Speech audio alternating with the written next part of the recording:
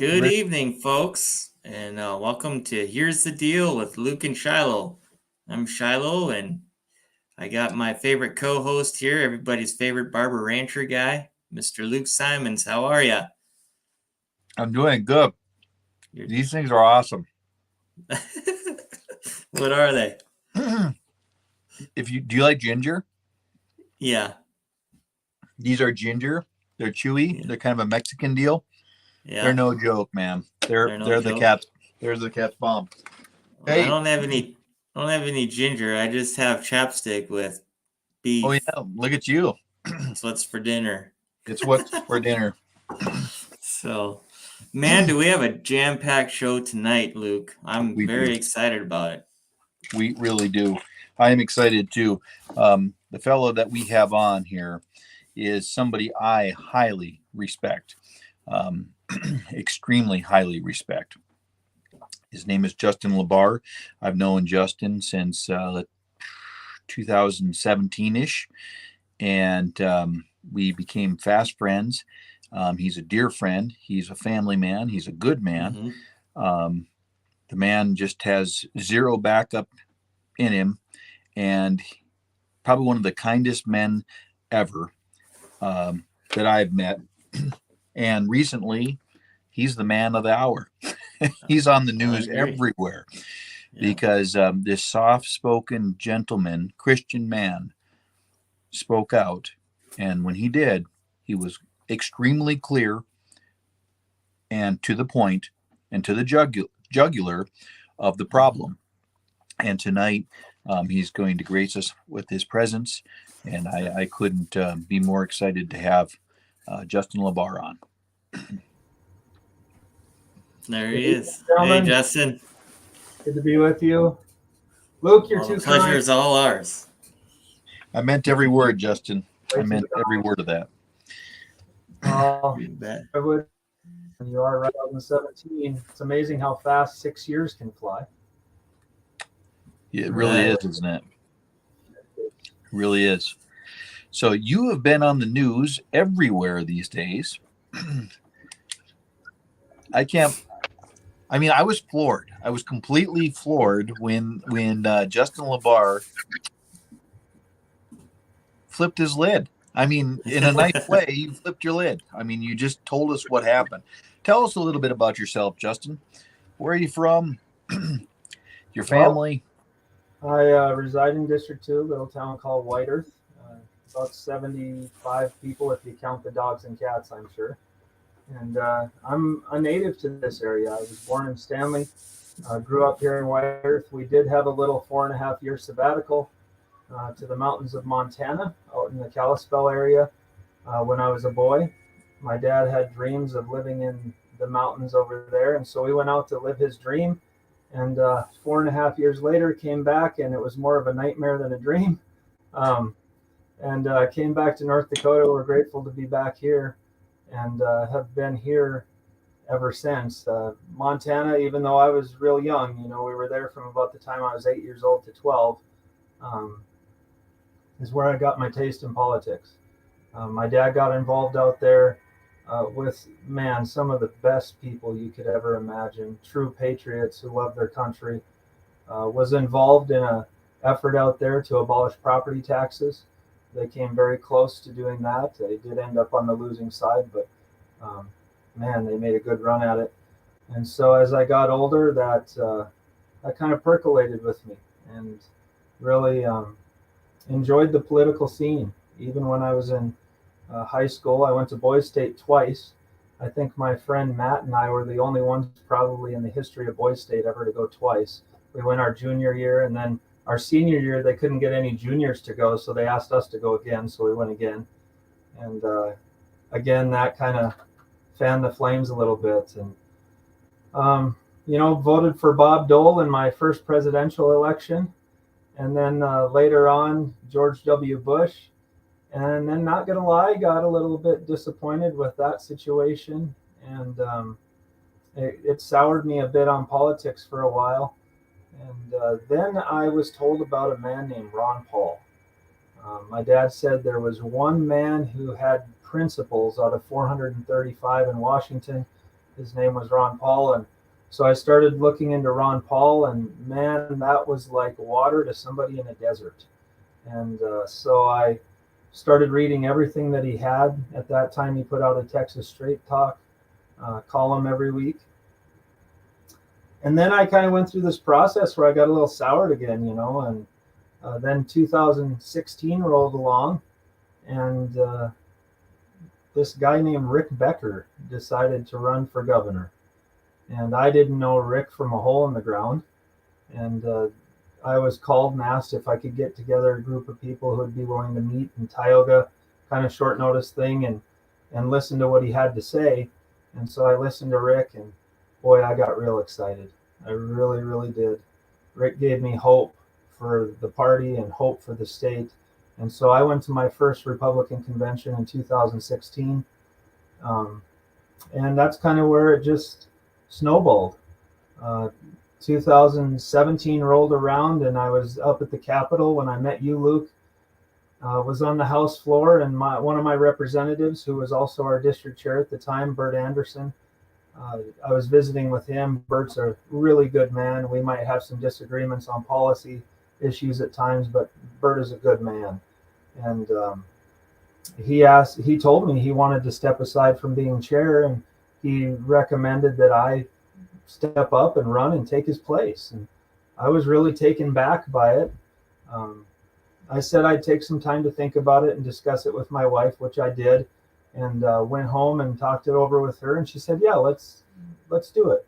You go ahead and do it. And so decided I'd run for chair. But the week before reorganization meeting, Bert left a message on my machine saying, hey, some people have talked to me. They don't want me to, back out. They want me to run again. So I'm going to run again. And I was ready to back out, but there were some good people in the district who really believed in me and felt it was time for some new leadership. And so they really prodded me along and encouraged me and said, just give it a try. And that was really intimidating for me. I mean, not only was Bert the incumbent district chair, but he was also obviously a sitting legislator. And here's little old Justin coming along to run against him. But I decided to follow through with it. And that night, I ended up beating Bert by 1 vote. And back then, our meetings were pretty small. We'd have anywhere from 15 to maybe 40 tops at meetings back then. And that night, I said I wanted to get more people involved. So 2 cycles later, in 2021, you guys are certainly aware of all the hoopla going around the state with reorganization meetings and the craziness there, and the establishment worried about the conservatives taking over, and there was a lot of pushback, and so they determined they needed to identify some conservative chairs that could be removed. And so I ended up in the crosshairs, and that surprised me. It really, really did, because even though I had had disagreements with my legislators from times on issues like anybody will, I felt we'd always got along. I had voted for them, supported them, even defended them at times to people who are in our circles. And here they were going behind my back to try to oust me. And not going to lie, that got my dander up a little bit. And so I said, well, there's only one thing to do, and that's to go out there and get the votes to win. And so I went out there and put together a team, and we showed up in big numbers, had one of the biggest reorgs in the state at the time. And when the ballots were done being counted, I had 246 votes, and Bert ran against me again, and he had 33 votes. So I beat him pretty handedly there. And then I've obviously continued being chair until recently, when I decided, well, 3 cycles is enough for me. Time to step away and let somebody else have the opportunity and jump in and take over the seat, and perhaps even take the district party to a different level than I could, given my work schedule and variety of responsibilities. Along those lines, I'm married to my wonderful wife, Olivia. Together, we have 11 children now. We just had a new baby. I think we're at the end of the road. We're too old to have any more. So with 11 children and 3 jobs and a new hobby business that I've started to boot, I've got a lot on my plate, so time to step aside and let somebody else fill the seat and take the district to other places. So still here in White Earth after all these years, and imagine I'll probably be here until I retire. And if I don't store up some money by then, maybe even until I'm dead. You never know. But let's see. So what do you all do for jobs? You have 3 jobs and 1 hobby business. Yeah, so I'm a 4th grade school teacher. I also drive bus for the district, and I have a side job in the oil field, just taking care of some freshwater depots. I do that a couple nights a week, sometimes more if they need me to go other places. I have done it as many days as 6 days a week, but obviously things are different in the oil field now than they were 11 years ago when I started that. So that's not as busy as it used to be, but do that a couple nights a week. And then I decided to get into taxidermy. So kind of playing around with that a little bit and hope to turn that into a kind of a side hustle as time goes on, and a side income that I can maybe depend on as I get older. And then when I retire, who knows, maybe do it full time, or maybe just some additional funds to go towards help with my retirement. So we'll see what happens there. Had kind of a catastrophe recently with that. The place I do my taxidermy out of, I went over there to do some work a few weeks ago and discovered 5.5 feet of water in my basement. So it had ruined the furnace and the hot water heater, the pressure tank. And so that's kind of a disaster. And the insurance company, God bless them, found a good loophole in the policy, and at first told me everything would be covered, and a week later left me a message saying they weren't covering anything but the broken water line.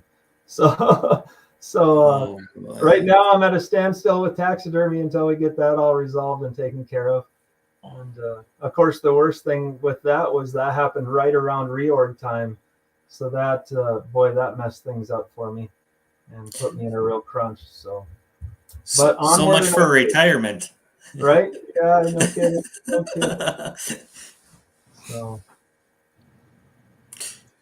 So you touched a little bit about the district and in your past there. What do you think the difference is, or if there is any, in from the time that you started in your district till up until now? Have you seen changes in the people? Obviously, we have a lot more people getting involved. What would you attribute that to? There's more of an activist mindset. I think that's for a couple of reasons. One, I don't think we can discount the national scene and what's happening there. The reality is, regardless of how anybody feels about Donald Trump, he awoke some folks to some realities that they weren't awake to before. And I think that is a huge reason. And let's be honest, North Dakota, historically speaking, has been Trump country. And so I think District 2 was a place that was the epitome of Trump country here. I think that contributed to it. In addition, I also think that we cannot discount the reality of the influx of people from the oil field that has impacted the people that we have here, who have good, hardworking values, American values. I think that's impacted it.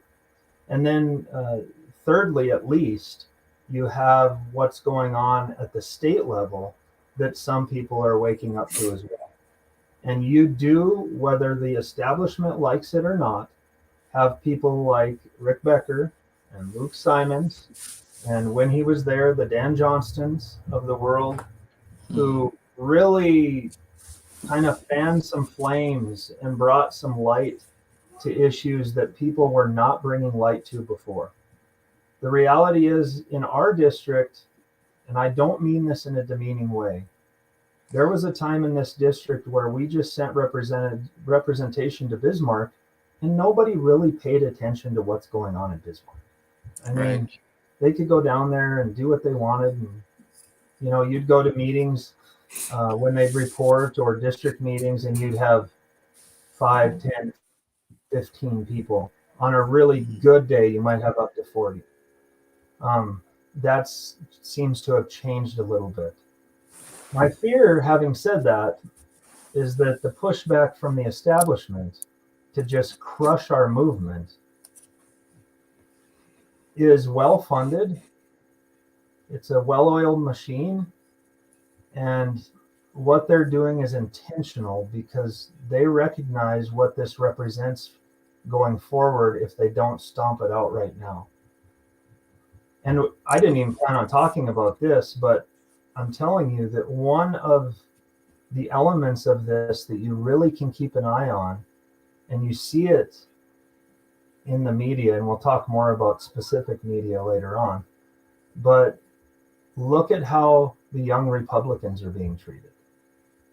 The group of young Republicans that are coming up in the party are conservative. I'm talking conservative, more so than the establishment wants. And so anything they can do to stomp out the movement and to put the damper on the young Republicans seems to be their modus operandi for trying to just keep a stranglehold on the political scene in the state. Well, let's talk about that a little bit. You mentioned a little bit about the 2021 reorg, and then we also did our election of delegates.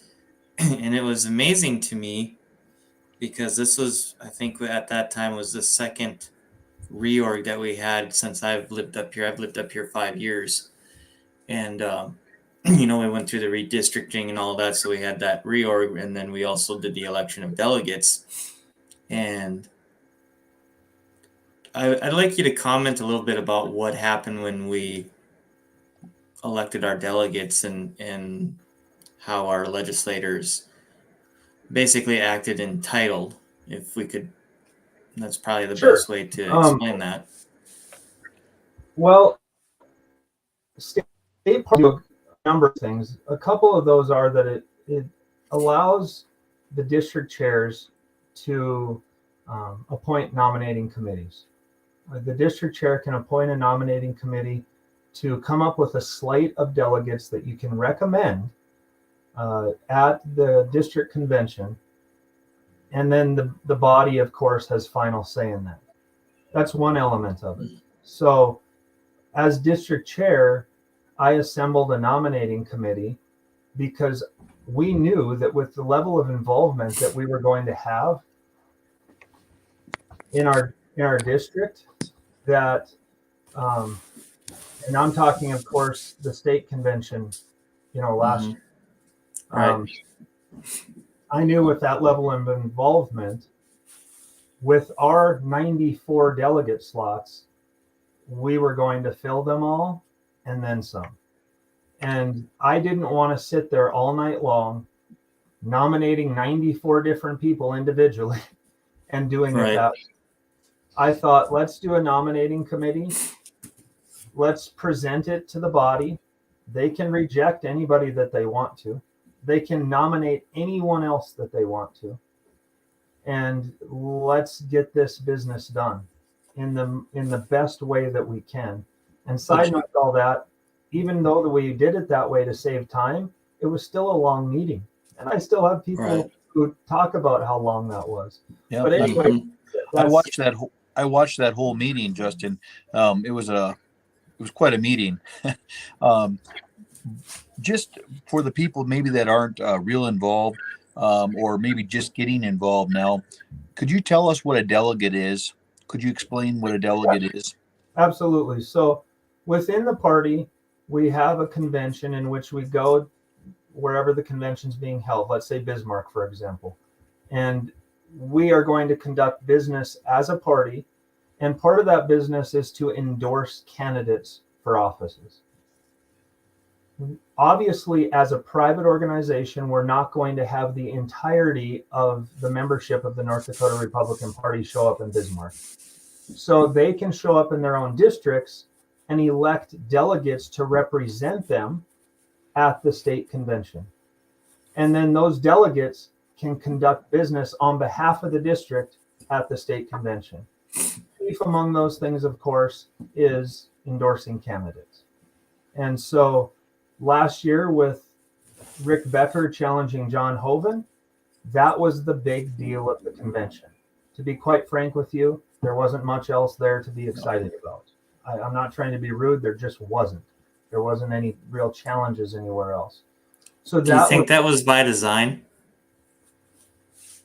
I think it's because of lack of candidates. I mean, really, at the end of the day, we can try to blame other people, but if you got to put somebody up to challenge if you want challengers. I mean, at the end of the day, that's the reason. So, So anyways, going back, we had the nominating committee. We recommended take nominations from the floor. The second part of the state party rules is it empowers districts, if they choose, it doesn't mandate it to us, for districts to fill a percentage of their delegate slots by the executive committee with people from the area or the executive committee. In other words, they don't have to be elected. They just you as an executive committee can just give them the slots. Now, state party rules only mandate one person has to have the delegate slot, and that's the district chairs. And that makes sense. The district chair has to be there to do the business, right? I mean, he's got to go, or she's got to go, whatever the situation is. Well, in our situation, our bylaws had two issues going on. One, and a lot of people don't realize this, and Perrie Schaefer, I don't think even realized this. Our bylaws, the way they were written, and I'll admit poorly written, they predated me. We did not have an existing executive committee. Our bylaws granted the district chair the authority to appoint an executive committee. I chose not to ever do that. And the reason for that is because our bylaws had a part in there that was real ambiguous. It said that the chair could fill the executive committee out with the officers, the sitting legislators, and then individuals from all the population centers in the district. But it never said what a population center was. So what's a population center? Is Powers Lake not a population center, but Ray is? I mean, what does that mean? So I never filled an executive committee. So we never had an executive committee, nor did our bylaws mandate anything about giving seats to anyone to go to the convention. So by virtue of state party rules and by virtue of our own bylaws in the district, there was no mechanism in place for me or anybody else to just give delegate slots to anyone. So we didn't. We had a completely open election. The legislators showed up, as they should have, but they showed up thinking they were going to just get to go as delegates. And I had Senator Russ came and talked to me, and I said, everyone has to stand for election. We put up our nominating committee list. We invited nominations from the floor. There were no nominations for our legislators. They didn't nominate each other. They didn't have anyone nominate them. There was no effort made to nominate the legislators as delegates. Now, the story that you will get from someone like a Perrie Schaefer will be, well, they felt the gig was up and it didn't matter. Okay, 2 years before they ran against me as district chair, I won 246 to 33. They still ran against me. How are you going to know whether you're going to have a delegate seat unless you run? Furthermore, every single person who ran that night either got a delegate seat or an alternate seat. Every single one of them. Including myself. They chose not to participate and left obviously unhappy. Well, so, when you say unhappy, I mean, they tried to unseat you 2 years prior to that, because they weren't happy with your conservative, kind approach, because you were kind. We talked a lot between this time, and I remember you thinking that you were going to get beat the second time, and then a group of very concerned citizens up in that area came in and just flooded that place. And I mean, you won bigly, as Donald Trump would say. But you were very kind to them. They were the ones that were being actually hostile towards you, as I recall. That, I mean, just for what it's worth. well, and as a side note, do you know how I found out something was going on? My first red flag. I called Senator Russ to ask him to nominate me for chair. That's what I did. And when I called him, he him-hawed around, made excuses, tried to use the upcoming redistricting as a reason that I might end up out of the district. So he couldn't do that. And I said, that makes no sense. I'm not going to just not run on the basis of what you think might be a boundary that will get me out of the district. If I run and I'm elected and they change the boundaries and I'm out, there's mechanisms in place by which you can replace somebody. So I wasn't buying it. Well, I'm sorry, I'm just going to be honest in what my feelings are. The reason he wasn't being forthright with me, in my opinion, I believe that he knew what was going on. They knew they were going to run somebody against me, and he didn't want to tell me. And that's the way the game is played. That's fine. That's absolutely fine. That's great. Yep. And so, and we'll talk more about this later, with Perrie and Rob Port, but they want to vilify me as the person who turned on the district representatives and stabbed them in the back, so to speak. That's not quite the way it panned out, guys. They were the ones who challenged me in 21, not the other way around. And so don't come to me after they did what they did and expect that I should somehow owe them something. You know what I mean? So, yeah. Anyways, what that led up to with them not getting seats was me getting a phone call from Perrie Schaefer, demanding that I remove duly elected delegates from their slots and replace them with the legislators and their wives and some other 5 individuals he wanted, if my memory serves me correctly, from the community that were longtime Republicans and might want to go. So this goes even beyond what he will claim was, well, state party rules allow for executive committees to appoint and allow legislators to go. No, this goes beyond that. First of all, Senator Rust wasn't able to go and his wife didn't want to go. And Senator Rust hasn't been to a state convention since I've been there in 2016 on. I've never seen him at one. Maybe my mind's wrong on that, but I don't recall ever seeing him at one. That left Representative Longmire and Representative Anderson, who are both good men. We obviously just have some disagreements, wanting to go to the convention. But it goes beyond those 2 individuals. He wanted me to take out people and let their wives go too. He wanted me to take out those 5 other individuals and plug people in. There's nothing in the state party rules about, just removing duly elected delegates and willy-nilly replacing them with others. So what I did do is I said, I will offer them alternate seats that are open. We had plenty of alternate seats open. They can come to the convention just like everybody else. And if delegate seats open up on the floor, they'll be ready to slide right in when their turn comes. I offered that to them and they never accepted the offer. So in essence, declined the offer to go as alternates, and they never went to the convention. Side note, we went to the convention, and we did end up with some delegates that were unable to go and alternates who had to slide into their positions. I don't know. That's how that one panned out. So that was my first real personal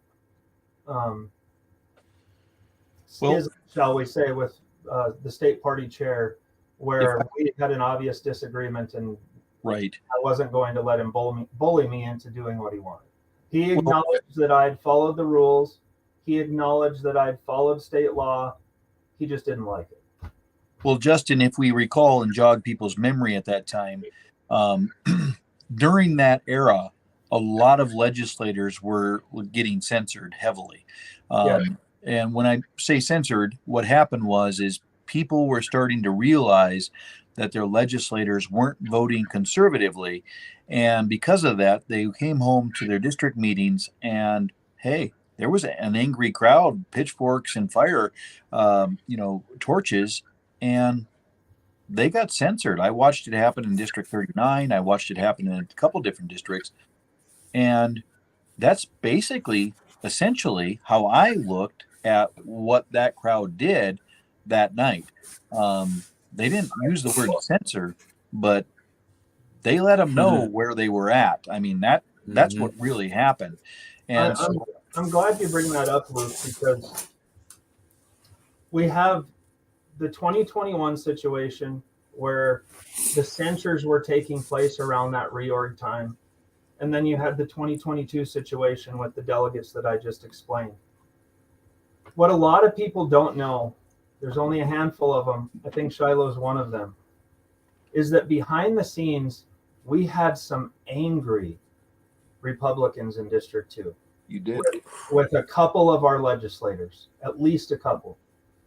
And I had people approaching me wanting to censure our legislators.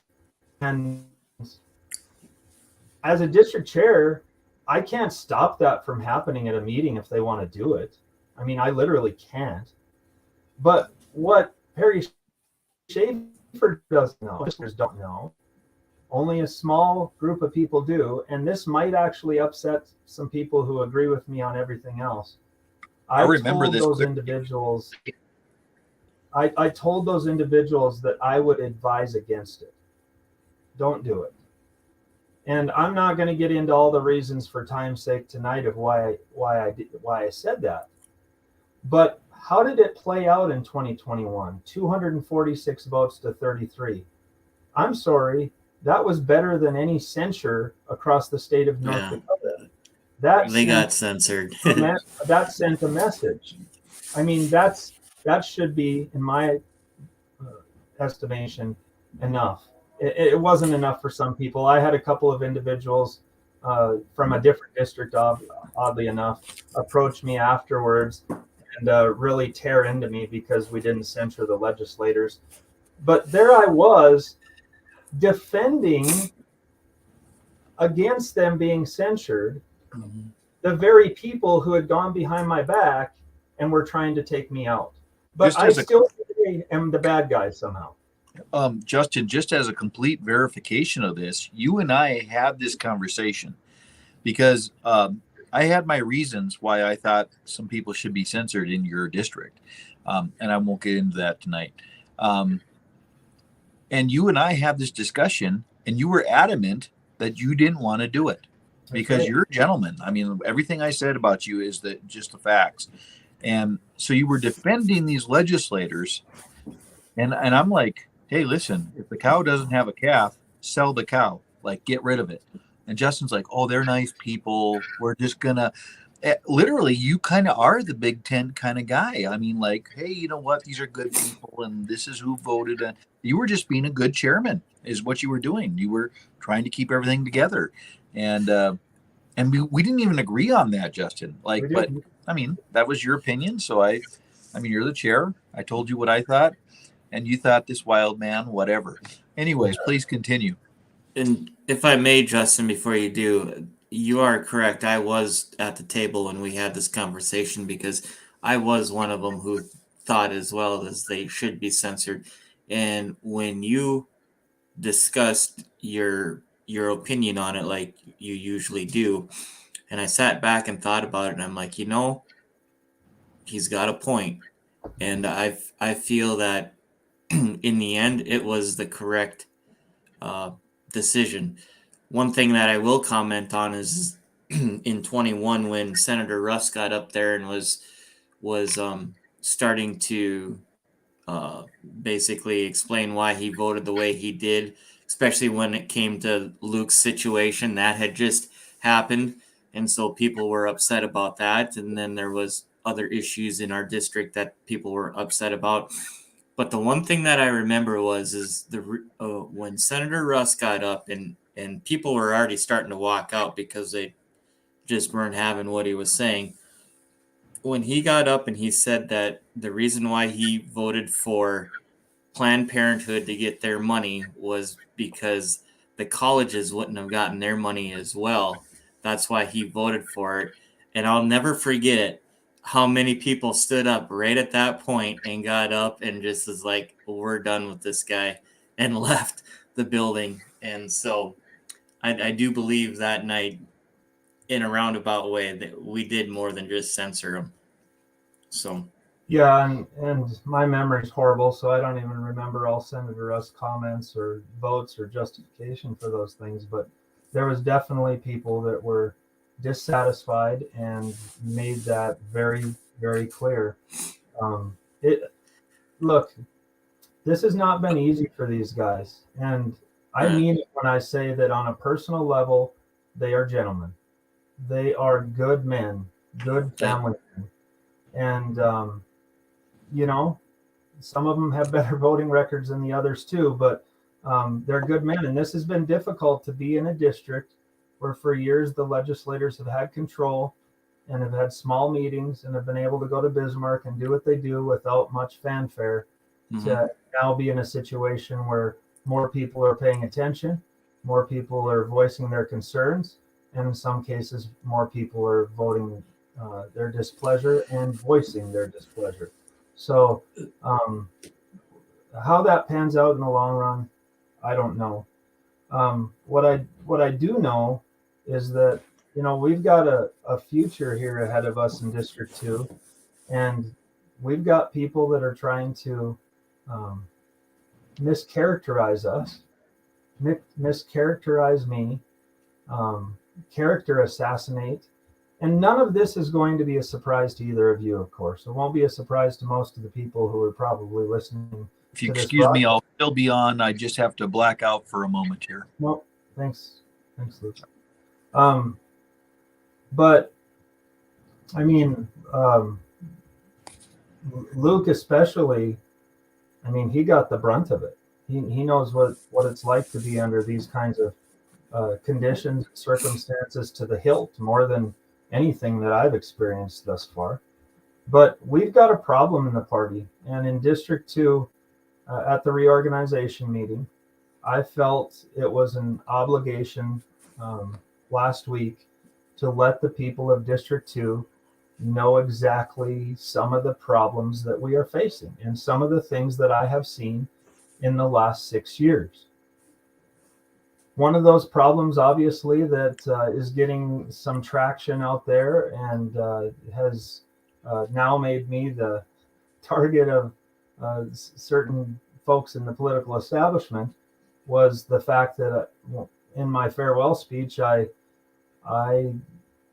called out Perrie Schaefer and said that he needs to be replaced, that he's an embarrassment to the party. And I stand by that. Not only have I had the experience that I just explained with him calling and wanting me to remove delegates, but we've had other situations as well. He wanted me to cancel that reorganization meeting that we had last week. He called and left me a message and ordered me as state party chair to cancel that meeting. And I refused to do it. As I said in my speech, he doesn't control me. And I followed state law. I followed our bylaws, which both say that the district chair is the one who calls the meeting and sets the meeting. And I fulfilled that responsibility. Now, where the rub came was he wasn't satisfied because I didn't let the legislators consult with me and pick the date of the meeting. Well, number one, they're in legislative session, which they've all admitted themselves is a reality. And two, my work schedule and the responsibilities that I have right now prohibit me from having a reorganization meeting on a Saturday like we've had in the past. The legislators technically don't have to be there to run a meeting. The district chair does. And so I apologize to them for that, but it was the reality that that's the way it was going to have to be. So, yeah, Perrie can demand it. He can be upset about it, but no rules were broken. We followed the bylaws at the district level and followed state law.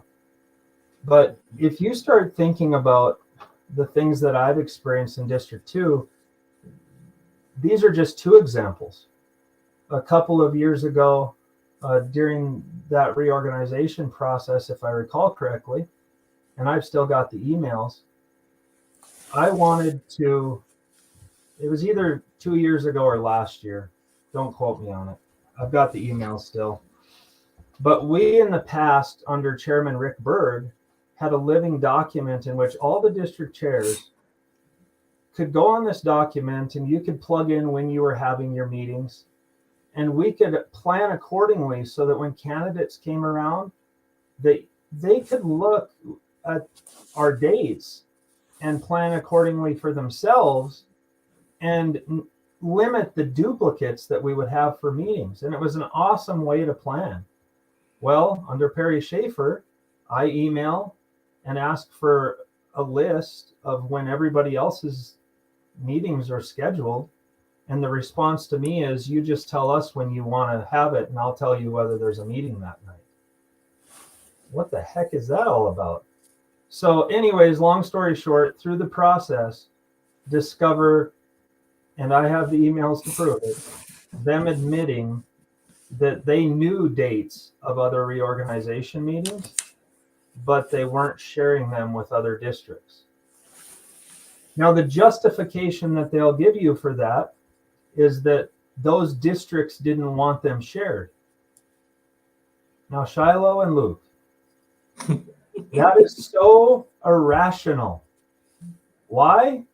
Because every district chair has to notice those meetings according to state law.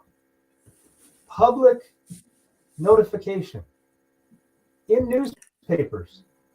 Are you talking about the little itty bitty articles that you can barely see? Those. So we have to do that. We're required by law to do that. And now you're telling me that you can't put the dates on the state party website? Bull. They were doing it because they wanted to hide dates from conservatives who wanted to organize and try to have an influence in their districts. And they were worried that they would get ousted in some districts, so they hid the dates. That's the bottom line to it all. That's just one other example. There's other examples across the state. Now, some of the names I'll give you are people you can feel however you want about them. Perrie Schaefer don't like them, and Rob Port, of course, doesn't either. And you'll see this, these two, they must be friends, because where the one doesn't like them, the other one hits them. So, I mean, if you want an eye-opener, go talk to Donna Henderson, Representative Donna Henderson, District 9B, and ask her about her experiences with Perrie Schaefer and the state party. You have Donna Henderson's district being prohibited by Perrie Schaefer from reorganizing after redistricting.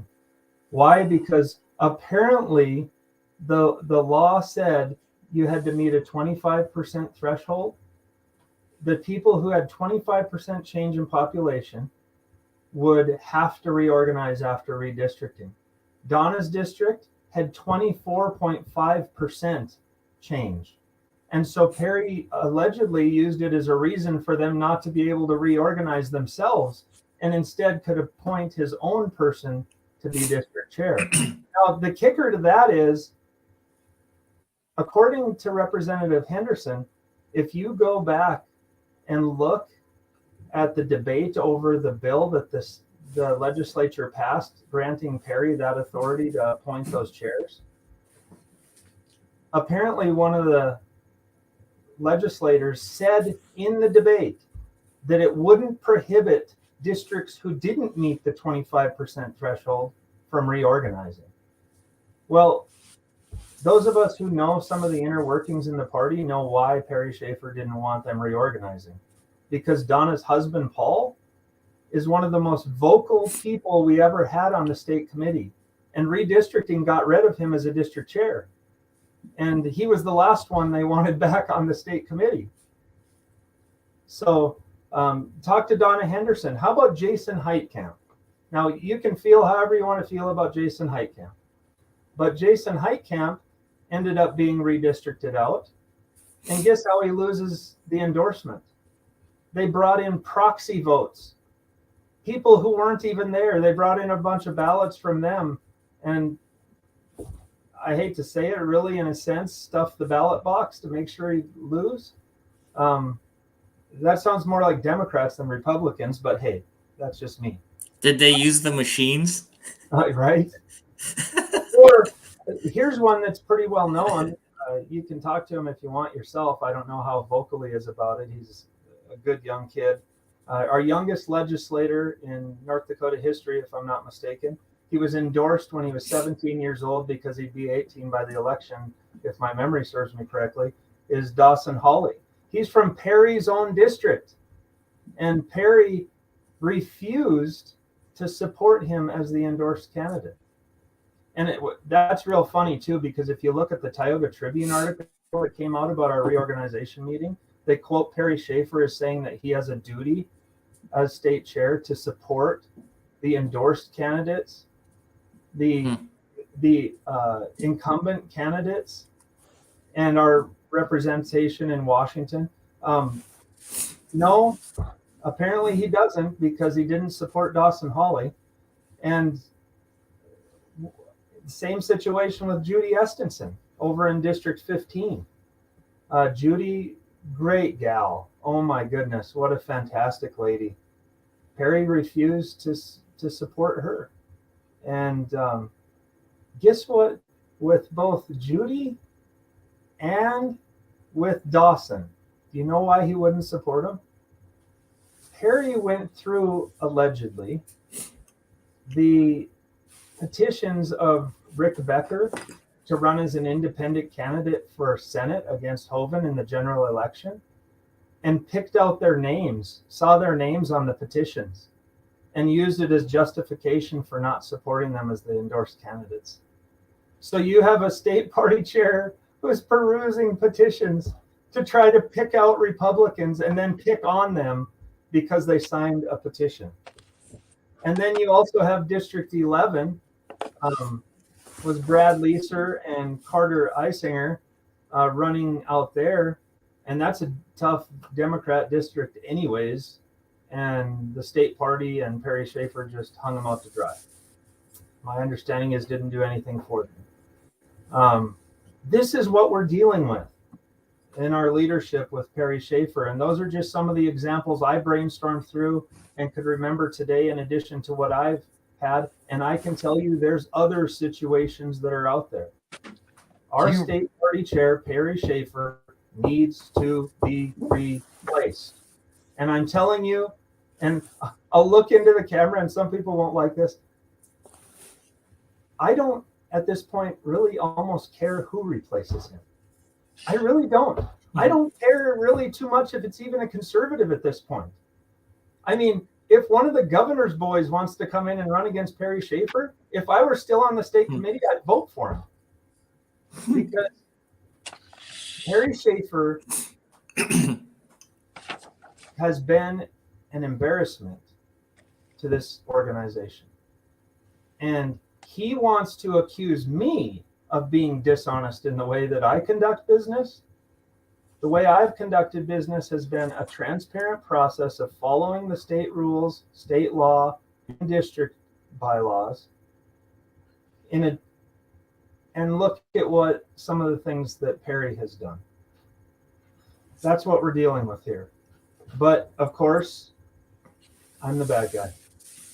Look no further than the convention. I mean, Well, that's all I needed to see. Well, that in itself, I remember the good old days where Rob Port, before he became a Benedict Arnold, he would have been lighting this up like like Christmas time. There would have been big time. Oh my God! You can go back and find Rob Port articles singing the praises of Rick Becker, as the future of the party. He went from that to the drivel that we get now of just pushing a narrative about people and not even caring about facts. He doesn't care about facts. He's just a pure opinion piece. You remember when he used to do Rhino of the Week? Do you remember that, Justin? It's been a long time. Yeah, he used to do Rhino of the Week based on voting records. Anyways, that should be actually, I don't laugh at him. I just look at him as a warning at we could all be like that. Rob used to do the reports on the legislators on their voting records. That's it, correct. He was the one who started it. He is the one who made me want to get down to Bismarck before I even knew who Rick Becker was. But anyways, I digress. Perrie Schaefer took our convention to a 2.5 day convention down to 4 hours. I don't know why any conservative ever or any Republican would want to go to the convention, because there's nothing to do at the convention. It used to be a very serious time at the convention because there was a lot of things to vote on. There were subcommittees, et cetera, et cetera, et cetera. None of that happened now. None of it happened. We as delegates didn't get to vote on anything. Here's the sad thing. It goes back to what I was saying earlier about my concern about them crushing the will of people who are now just getting involved. I had people with those 94 delegate slots that we filled. I think the largest delegation in the state, probably. Largest or second largest, I can't recall which. Largest we've sent from District 2 for sure. But we were the largest. We had people that were new to the process, first time, coming away from that convention, shaking their heads and saying, "What was that all about? What was that for?" I mean, this is what you get when you allow people to plan and conduct a convention who don't want the convention. Right. They did not want the convention. They wanted to get rid of it. And of course, we pushed back enough so they couldn't get the votes necessary to change the rules and rid ourselves of the convention. But it was close. Man, we barely got enough votes to save the convention, but we did. But this is what you get when the people who don't care about it and would like to see it gone get to plan it and carry it out. And it could have been so much better.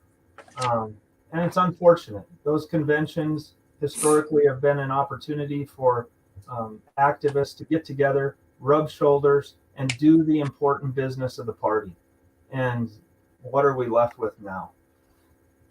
And when you say activist, not in a bad way, just No. Republicans doing what Republicans are supposed to do. Exactly.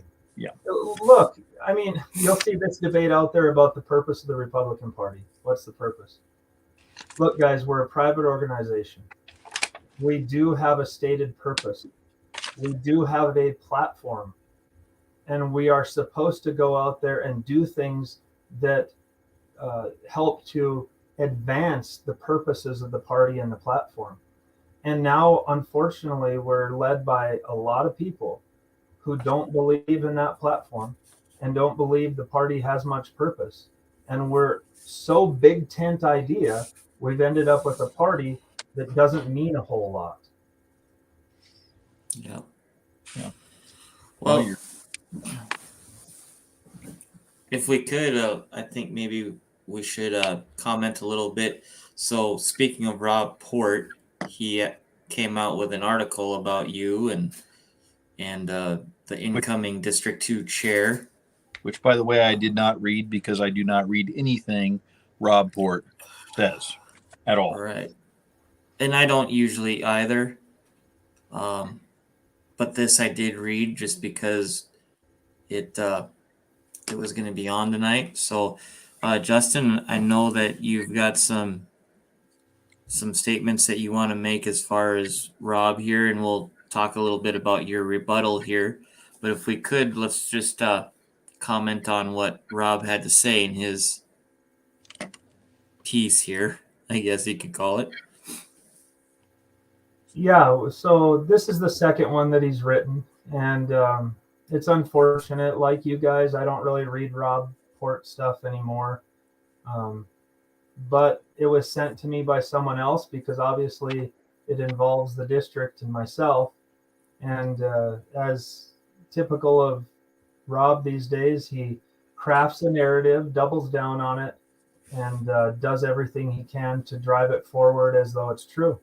And I felt that I had no choice but to respond to this last article in particular, and to try to set the record straight and give some context to the thing. So I sat down last night and wrote what I titled an open letter to the forum's Rob Port.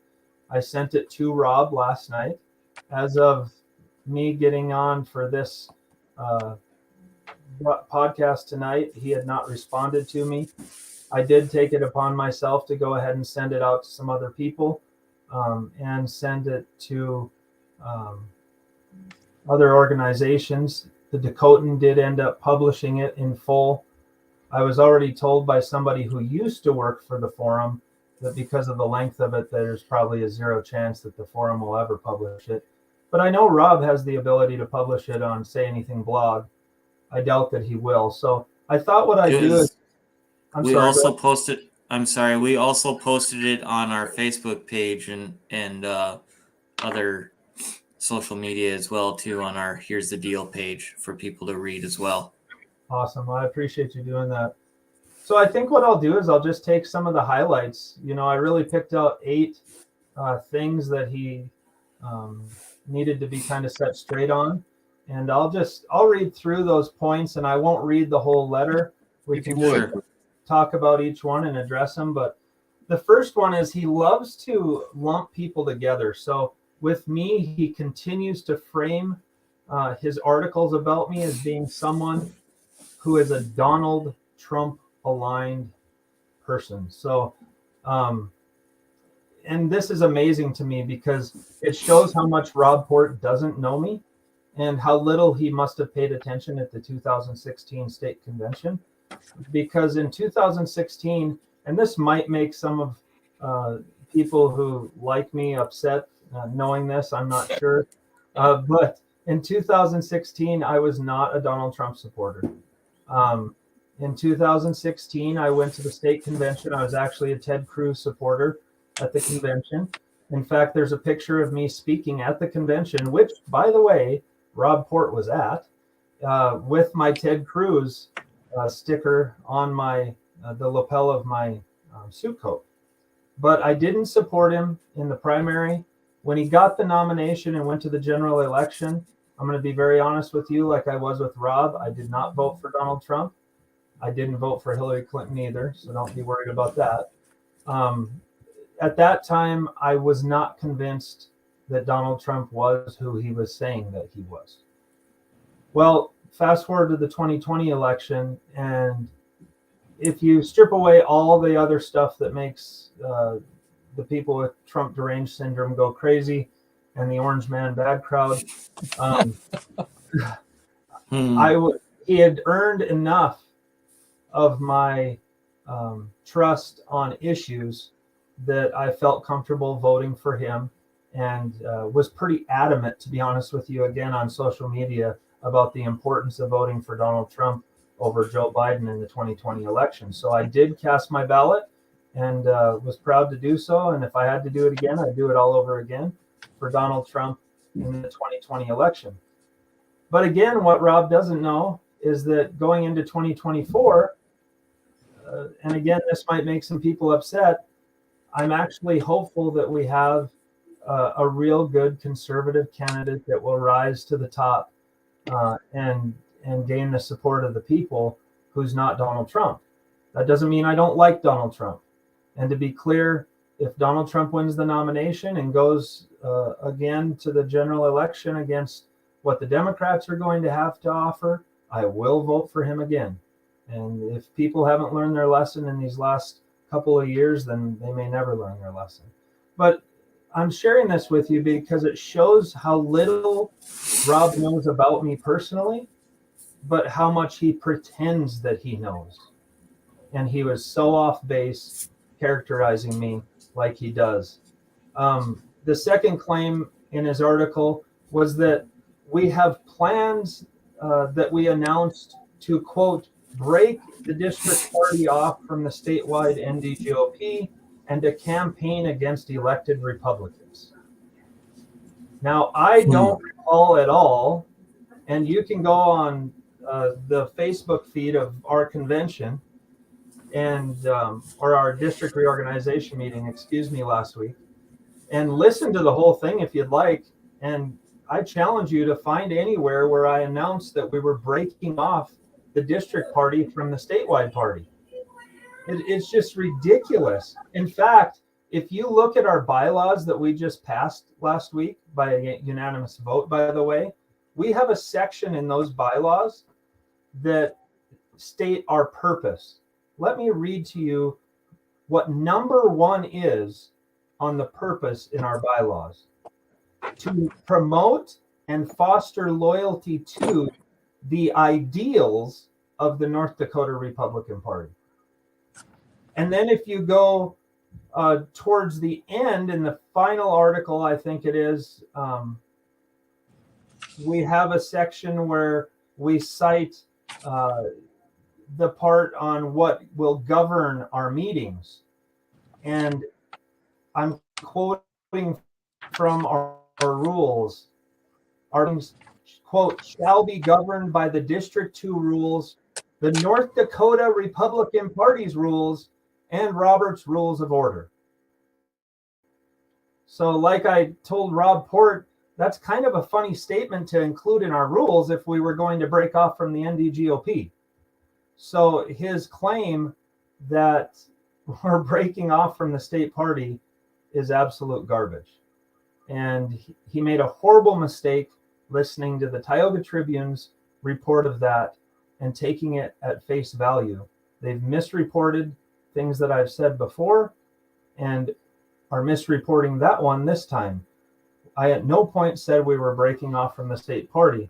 So in addition to writing this rebuttal to Rob Port, I had to email our executive director at the state party this morning with a copy of my rebuttal so she could be reassured that we are not breaking off from the state party. Third, he quotes the Tioga Tribune and makes it appear as though I called the entirety of the state party leadership an embarrassment. That never happened. I did not call the entirement of the state party leadership an embarrassment. I called Perrie Schaefer an embarrassment, not the entire leadership. So again, misreporting on his part. The fourth one was his little comment about me scheduling the reorganization meeting the way I did. I've already kind of gone over that and those reasons for with the flooding in the basement, so I won't hash over that anymore. But the fifth one was in his effort to, quote, read between the lines, he speculated that I have, quote, political aspirations of my own, including running for the legislature. And so here we are again with a situation where Rob is pretending to know so much about me when he knows so little. And what this stems from is when our secretary, who is the only one of our 4 officers who ran for re-election, gave her acceptance speech, she got up and at the end was very complimentary of myself and having served with me. Kathy has always been an avid supporter of mine, and I have appreciated that more than she'll ever know or anybody else will ever know. And I've been honored to have her support. She's been way too kind with it. And she is the one who made a kind of an offhanded comment about me being in the legislature someday, which resulted in an applause from the audience. Now, since Rob wasn't there, which is typical of him reporting on things when he seems to know so much, but he wasn't there, is that when she said that, I shook my head no. And the reason for that is because over the years, I've been asked a number of times, and I think both of you know this, to run for office, not just the legislature, and we won't get into that, but I've been asked a number of times. On one occasion, I was called by a leader in the state party and asked to run for a statewide office, and I declined. Every time that I have been asked if I will run for office, the answer I ultimately have given is no. And there's a variety of reasons for that. And I'm not going to get on into all of those tonight because we don't have the time and it's not necessary. Chief among them, of course, and I've told you guys this before, look, I'm a husband and I'm a father to now 11 kids. I'm not going to be in the legislature. So that's one of those things, again, where he's making things up that he just knows nothing about. Sixth, he claims that I am, quote, actively campaigning against the Republican lawmakers my district elected. Well, like I told Rob, there's no campaign going on because it's not an election season. But as we've discussed already, those same legislators that he believes that I'm campaigning against are the same legislators who campaigned against me 2 years ago, not the other way around.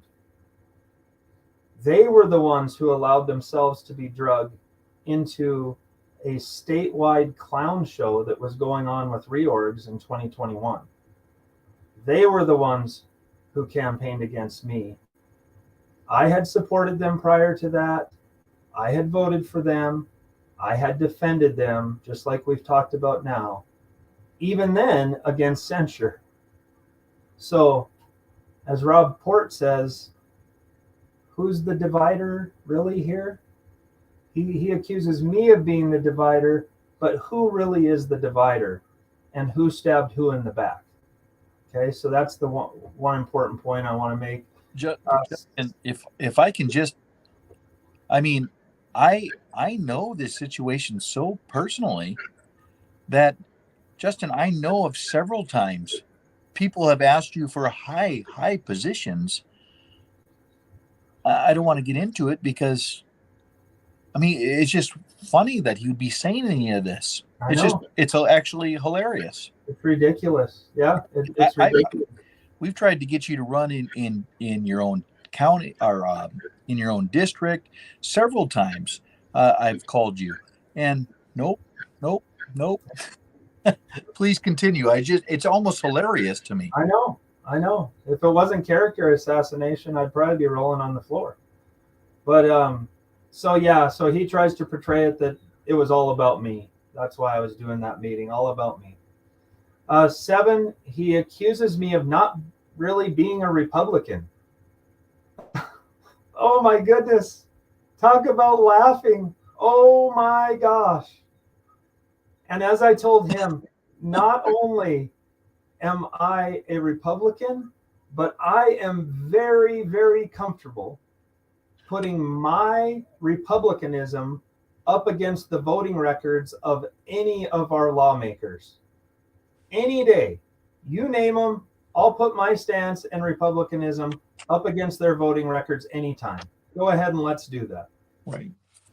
Just because Rob Port thinks that our tent should be so big that the party doesn't matter doesn't mean that I have to feel that way. I don't have to do that. So, and nor does it mean that I'm not a Republican. He's just simply being irrational. And as a side note too, I find it so funny that an establishment apologist will accuse me of not being a Republican when I'm the one who believes in the party platform and advocates for the principles of limited government on a regular basis.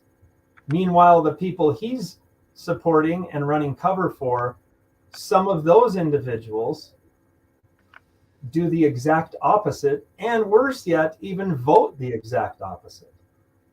But hey, I guess I'm the problem here. So anyways, and then the eighth one that I listed on there was, he claims that I am comfortable with the politics of violent rhetoric and intimidation. Oh my goodness. Talk about an outright baseless statement of lunacy. In fact, there is no better illustration that Rob Port doesn't know who I am than to sit there and say that I'm comfortable with violent rhetoric and intimidation. Good luck finding somebody who's less intimidating than me, other than, I don't know, I'm probably bashing myself here, but maybe a housewife. I'm not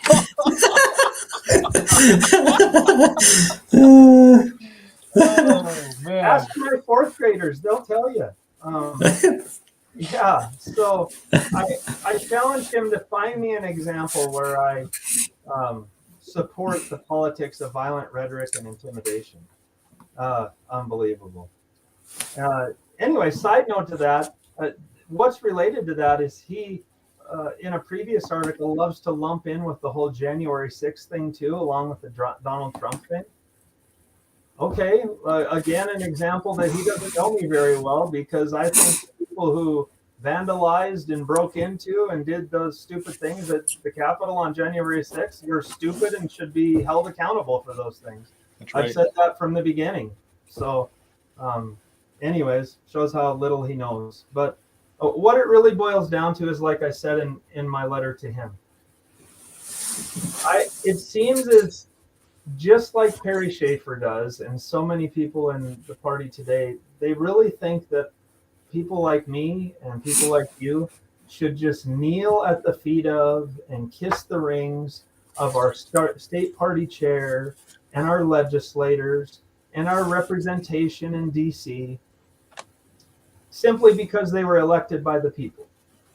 So apparently, somehow, because they were elected by the people, and in some cases elected by large vote totals, and in some cases also lack of opposition in the case of our district representatives, somehow because of all that, we're supposed to kiss their rings and they're above reproach, I guess.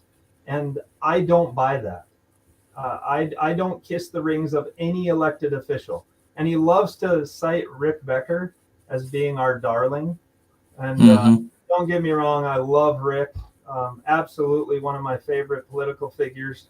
But I don't even believe in kissing the ring of Representative Rick Becker. Sorry, Rick, if you're watching, but I really don't believe in kissing anybody's ring. In fact, it's quite the contrary. I think it is time that this state, the people of this state and the people of this nation reestablish the proper relationship between the people and those we elect.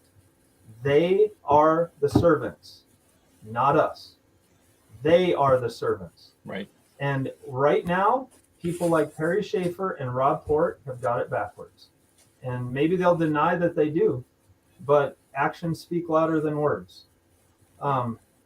I also mentioned in the letter, when it comes to the District 2 legislators and our representation in Washington, I've supported them in the past.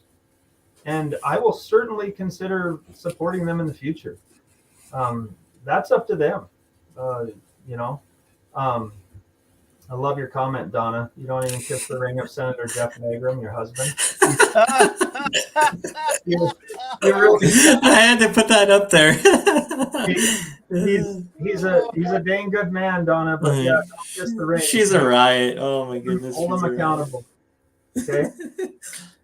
Well, yeah, when it comes to Rob Port and those issues, I think I clearly illustrated in that open letter that he doesn't have all the facts.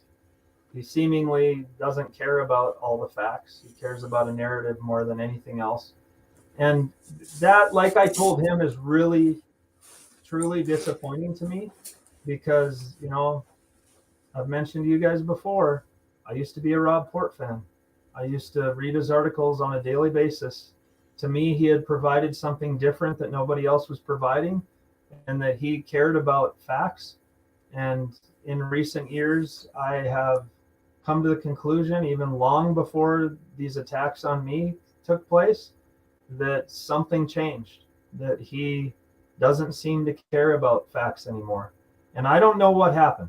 I have no idea how we went from a man who admired Rick Becker and said good things about him, reported voting records, head rhino of the week, all of those kinds of things, and was a thorn in the side of the establishment. I don't know how we went from that to working for the Fargo Forum and writing the drivel that he does today. But it's unfortunate. And the sad thing is it's effective to some degree. I mean, he's got kind of a bully pulpit of sorts with being with the Fargo Forum and the readership that goes along with that. We're just the little guys, and we have to try to find alternative avenues in which to rebut some of these things. I challenged him to publish my letter. I won't hold my breath because I do like breathing. But we'll see. I'm grateful to those who did publish it, though. And like I told him at the end of the letter, he often ends some of his writings like I ended mine towards him.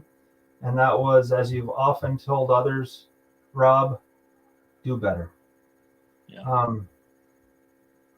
You know, Shiloh, with that, I think it's important before we're done that I mention one other thing real quick. And that is, and again, this is in relation to Rob Port and Perrie Schaefer, and it goes even beyond them. But we have an organization in our area that's growing now across the state with new chapters called Sons of Liberty. And and have now become a target of sorts with people like Rob Port and how they mischaracterize them as well. And appreciate you putting that up there because I want to go through that real quick. This is the Sons of Liberty website. If I'm not mistaken, I believe it's www.ndsonsofliberty.com. And you can see what Sons of Liberty stands for. National pride, we love our country. Whoa, that's rough, guys. The Sons of Liberty love their country. They defend the Second Amendment. Heaven forbid. They believe in states' rights. Oh, my goodness. Pretty radical group. Radical, I tell you. They believe in voter identification. You know that only Americans should vote in our elections, that only North Dakotans should vote in our elections. Wow. They believe in limiting big government. Well, I guess if you don't like limiting big government and you don't like small government, I guess I could see how you'd have a problem with that. They believe in poll watchers. You know, integrity of our elections. Huh. Interesting. I guess if you were from a third world country and didn't care about integrity of your elections, you'd probably have a problem with that. Fair media, lower taxes, keeping the country open and closing the southern border. Well, you know, guys, when I read that, that sounds pretty Republican to me. Maybe I'm off my rocker, but boy, that sounds very Republican. My goodness. But if you read Rob Port, or you believe people like Rob Port, then you're going to believe that they're somehow extremists, crazies, right-wingers, lunatics, Donald Trump aligned. You guys, it's reached the point of ridiculous in dealing with people like Rob Port and Perrie Schaefer. And I've been quiet. I've bit my tongue. Luke knows very well, especially because he's known me the longest out of the two of you, that I probably am very guilty at times of the whole North Dakota nice thing. But to be honest with you, I'll still continue to be as diplomatic and respectful as I can, but I'm fed up with it and I've had enough. And I'm not going to be bullied by other people. I'm not going to be bullied by Perrie Schaefer. I'm not going to shut my mouth because they somehow are the perceived or real majority and have a stranglehold on the party. This is the Republican Party. We're supposed to stand for something. And like the old song goes, if we don't stand for something, we'll fall for anything. Well, it is time for the people of North Dakota to take a dang stand. I'm sorry. If you want to sit home on the couch, that's fine. There's lots of time to sit home on the couch. But dang it, when it comes to reorganization meetings, supporting candidates, getting out and voting, get off the dang couch and get out there and participate so that you can make a difference. When we don't, this is the kind of leadership that we end up with. We have to have new leadership. We have to. In the party, in the state, and across the country. I don't follow national politics as much as you guys. To be quite frank with you, I think the national scene's about too far gone, if not too far gone. That's how I feel too. But we are $31.5 trillion in debt. $31.5 trillion. What in the heck do you think that's going to do to our children and our grandchildren? Wait a minute, Justin. Just real quick here. So you're saying that we should give more money to Ukraine then, or is that what you're saying, or what? Oh, Luke. As I said in my speech, these guys that we sent to Washington, with all due respect, should be shouting this from the proverbial housetops every dang day and getting up on the Senate floor. And in the case of Representative Armstrong, who I like, who I voted for, and will probably still like and still support going forward based off of what he does going forward, they should be shouting it from the Senate floor and the House floor as regularly as they can, raising the warning voice. I don't care if it's falling on deaf ears. At the end of the day, you do the right thing. That's right. And you vote against the unconstitutional spending. You vote against all the insanity from the left, and you take the rhino part of the party and you just simply tell them, nope, we're Republicans. We're going to act like this. Right. That's the kind of leadership that we need. We desperately need that. We cannot keep having the same status quo mentality in this country and expect that things are going to get any better, because they are not. We have to reverse course. And if we don't, your children and my children and our grandchildren are going to pay the price, and it's going to be a very, very heavy one. That's right. That's right. You know, Justin, I just had a senator tell me, well, I voted no on that bill because it wasn't going to pass anyways. And I casually mentioned that to Rick Becker, and he just busted out laughing. And he was like, well, yeah, it's not going to pass because you think that. The next guy thinks that. Everybody thinks that. Yep. You have to vote on principle. It just doesn't make any sense to anybody. Look, I'm not going to name any names, but you know this, and you'll know some names, and we won't say them publicly out of respect. Sometimes the courage of one person or a small group of people gives others courage as well. You had individuals in the legislature when you were there that didn't have the courage to vote certain ways in a previous session, but simply by being seated next to people like you or next to people like Rick, suddenly do a comparison of their voting records and see how they voted being in the company of guys like you. It gives people courage when others stand up. If you're the type of person who's going to go into the state legislature or to Washington, and you're going to not vote for things that you should, and you refuse to vote for things against things that you should vote against, simply because of how the political winds are blowing, nothing is ever going to change. It takes people standing up to make a difference. Courage is contagious. I would agree, very much so. Well, guys, Justin, it's been great. Number one, thank you for being with us. You could have chosen any other platform that you wanted to be on, and you chose to be with us this evening to visit with us, and I really do appreciate that. So I appreciate do thank you again. You guys taking a chance on me. Appreciate it very much. I've enjoyed it. Hopefully we can get it out somehow and get people to listen. I see that it's been a long show, and I apologize for that. I know that's probably not consumable to some people, but hopefully they'll plug in and at least listen to some of it and get a better idea. The message. Yeah. You know, you can fool some of the people some of the time, but you can't fool all the people all the time. And the reason they said, let's see here, in who was it? Joseph Stalin's book. What was it? Communist Manifesto, right?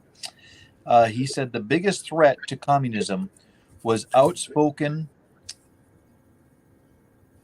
well-informed people. What he said. And that's why he would take out whole families at a time. And so, Justin, what you're doing, Justin, how many times did you encourage me when I was in the legislature? Lots of times. You can't even tell me how many times. Times where I just felt like giving up and going home. Justin, I remember many a times you were going to just hang it up as a chair. And I would encourage you back and forth. And we see the founding fathers did the exact same thing. It's very trying. It's very tough at times. But I just applaud people. Do what's right. Do what's right. It doesn't matter who gets the attention. It doesn't matter any of it. Just do what's right. That's what God asks us to do. Just do what's right. It's not easy. When Noah was building an ark, I'm sure he had better things to do. But thank God he did that. The Bible is full of stories of people that just did what's right. And just do what's right. Just do what's right. And by the way, they always call us names. They always historically have called us names. Well, I love the correlation with Noah, because I'm sure, and maybe I'm wrong, but I envision that there were times when he's building that ark that he's sitting there thinking, this is tough work. I could be doing so many other things. And you know what? This is so difficult that maybe it sounds a little better if we do just let the flood come and I just go down with the rest of them, And in politics, sometimes that's the thoughts that cross your mind. Maybe we just throw up our arms, let the political winds do what they do, and let things crash and burn, and we'll hopefully pick up the pieces when it's all over. That's right. You can't do that. If you're a person of integrity, you got to fight till the end. You see, the difference between people like us and the Rob Ports of the world is you guys and I believe that God has a hand in our lives, that we are governed by a wise Father in heaven who loves us and has expectations for us, and someday we are going to be accountable to him. Rob Port doesn't have that. He's an admitted atheist, and he does not believe in his mind that he will ever have that day of judgment. That is a huge distinction between people like that and people like us in the way that we govern our lives. Mm-hmm. Well, like the one guy said, Justin, first of all, the Bible says atheists are fools, and that is a fun conversation to have. But I hope he doesn't plan on having a heater in his afterlife, because he's not going to need one as an atheist. And God have mercy on his soul. And there's life, there's hope, and I pray for Rob Port. I wish him no ill will, and I pray that the Lord will help him find his way. Atheists make the best Christians, they really do. But I would challenge anybody out there tonight that's watching. If you're an atheist, question. Words are important. Atheist means that you believe in absolute facts. And I don't know too many people that believe in absolute facts, because an atheist believes absolutely without a shadow of a doubt that there is no God. Where a deist believes there probably is a God, there could be a God, he just doesn't know him. And an agnostic person is, they're just not sure if there's a God. So to say that you're an atheist is the most foolish thing that you could ever say on the planet Earth. You could, I mean, whether you call God an alien, if you believe in intelligent design, whatever you might believe, but to say that there is no God is foolish. And Rob Port, I pray that you come to your senses on that, because I'm telling you, there's a day of judgment coming. And if I'm right, you have a lot to worry about. If I'm wrong, I'm living the greatest life there ever was on earth. So I have nothing to lose. I call that the unbeatable position. Unbeatable That's right. position. Hey, I like that. I've never heard that before. And with that, again, thank you guys. I appreciate you so much. It looks like we got to get Shiloh off to Betty by. He's really yawning. I've been yawning. I don't know what's going on. He's always like that yawner. He puts in a 3-hour day and he starts. Something like that. Again, thank you so much for joining. Thank you guys. Sure appreciate it very much. I appreciate it, Justin. We'll have to do it again. Tell that wonderful family hi for us. Will do. Thank you guys so much. All right. Thank you, Justin. You bet. That is one good man. He is one good man. If you know him in his personal life, he is just a man of integrity. He walks in integrity. He's just a solid man. He's a solid man. Our country can use men like him. I agree with you, Luke. When I was going through the school board stuff and all that, when I run here and was in the city politics and that, Justin helped me out quite a bit. I had quite a few conversations with him, late night conversations via text or whatever it be. But I have a lot of respect for him as not just somebody in politics, but as a person, because he's top notch. You hit it on the head. We need more people like him. Yep, that's so. Our country, we need more Christian people. And if you notice too, when he's knocking someone, it's not malicious. It's not in anger. It's not, to get some. It's just he's by the book. He's by the facts. He doesn't, slander anybody. What he says, he can back up with facts, and that is that's. It's funny you would say that, because I know Justin pretty well, and I haven't seen him agitated like that for a long time. But for Rob Port to question his integrity or his, did you see that? It bothered him. It bothered him. Mm-hmm. And he, in fact, I think he used it slanderous words or some to that effect, and it bothered him. And that's why he wrote a lengthy letter.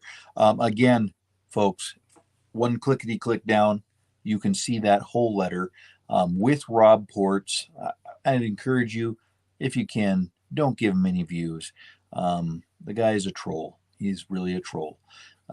Rob Port is a complete troll. And I don't look at any of his.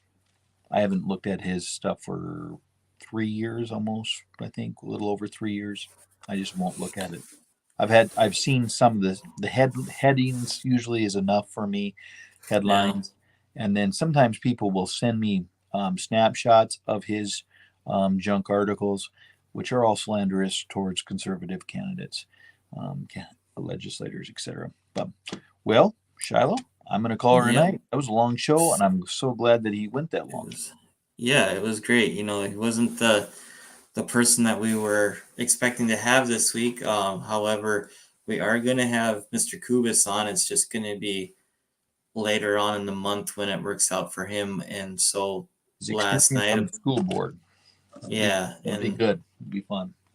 So last night when this all came about, I actually reached out to Justin and yeah, because let's be honest, I've asked him before. He doesn't do a lot of this kind of stuff, and that's when you knew He doesn't like limelight. Right. This did really bother him. And so to my surprise, and again, I'm grateful that he did, he agreed to be on with us. And so, yeah, that was great. But, well, with that being said, happy trails. Thanks for tuning in to Here's the Deal with Luke and Shiloh, and we will be back with you next week at Thursday night, 8 p.m. Central. 7 Mountain Man time. You Flatlander, you can just be jealous. With that, all right. Have a good evening, folks. Good night, folks. Night.